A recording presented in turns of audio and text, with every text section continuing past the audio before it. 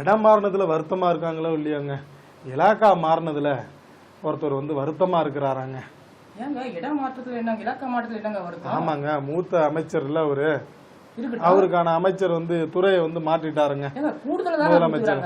ஆமா, கூடுதலா இருந்தாலும் வந்து நல்ல நல்ல வளம் செழிக்கக்கூடிய அந்த துறையை வந்து மாற்றினா, அவர் வந்து கவனம் செலுத்தக்கூடிய துறையை வந்து மாற்றினா அப்புறம் வந்து அவருக்கு வந்து கஷ்டமா தாங்க இருக்கும். ஒரு இலாக்கா மாற்றம் வந்து முதலமைச்சர் முடிவு எடுத்து இந்த இலாக்காவை அவர்கிட்ட கொடுத்துட்டு சட்டத்துறை இலாக்கா வந்து இவங்க கிட்ட கொடுத்துக்கிறாங்க. சரிங்க, அதுல ஏன் உங்களுக்கு வருத்தம் வேண்டி இருக்கு? இல்லங்க, அவர் வந்து அந்த அந்த துறையில வந்து கூடுதலா கவனம் செலுத்திட்டு இருந்தாரு. பெஸ்ஸெல்லாம் வந்து அதுல வந்து கவனம் செலுத்தினதுனால அதை நீங்க பறிச்சுட்டீங்க அப்படின்னு வருத்தத்துல இருக்கிறாருங்க. கூடுதலா செலுத்தினதுனாலதாங்க விளைவு மக்கள் பார்த்துட்டு தானங்க இருக்காங்க. ஆமாங்க, அதெல்லாம் வந்து ஒரு காரணமா சொன்னாங்க, விளையாட்டம் அதெல்லாம் வந்து காரணமா சொன்னாங்கல்ல. அவர் மட்டும் இல்லையாங்க வருத்தத்துல, இன்னும் சிலர் இருக்காங்க. இதுக்குன்னே வந்து ஒரு பிரிவு, ஒரு குரூப் வந்து இருக்காங்களாங்க திமுகவில்.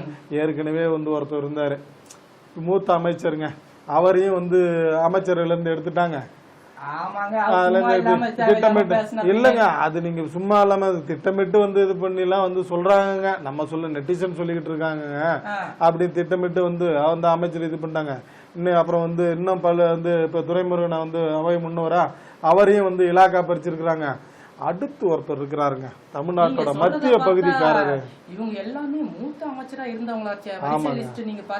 ஆமாங்க, அதாங்க, அதனால வந்து யோசிக்க வேண்டிய விஷயமா தாங்க இருக்கு. ஆமாங்க, தமிழ்நாட்டுல மத்திய பகுதிங்க, தலைநகரெல்லாம் அங்க வரன்னு இருந்த ஊருங்க, அந்த ஊரோட சேர்ந்த அமைச்சராங்க. அவரையும் வந்து நம்ம வந்து இலாக்கா மாற்றமோ இல்ல அமைச்சர்கள் இருந்து எடுத்துட்டோம்னா வரும் தலைமுறைக்கு வந்து வசதியா இருக்கும்ல அப்படின்னு சொல்லி வந்து திமுக இளைஞரணிகள் வந்து விருப்பப்பட்டு இருக்காங்களாங்க.